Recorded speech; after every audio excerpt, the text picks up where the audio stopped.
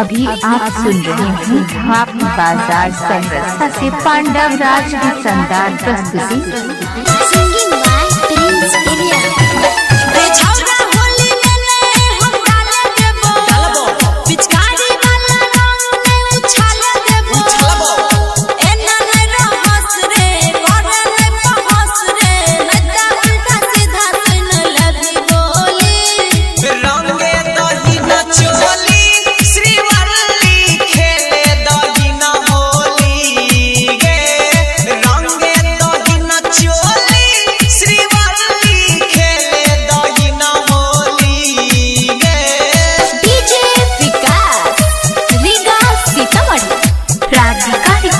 Studio Saharsa.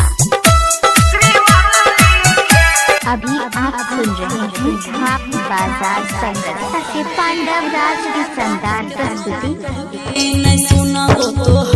अच्छा होली में छौरा मारे देबो नहीं मोहर हे रे छिए तो रंग हमें छौरा के सारा दी होली के दिन छै देखैबो के ना बाबी हमरा ने देखा रंगदारी दूर हटा कर पिचकारी एना ने तू बनी छौरा बाहुबली रंगे दही न चोली श्रीवल्ली खेले दही न होली गे रंगे दही न चोली श्रीवल्ली खेले दही न होली गे डीजे विकास रीगा सीतामढ़ी।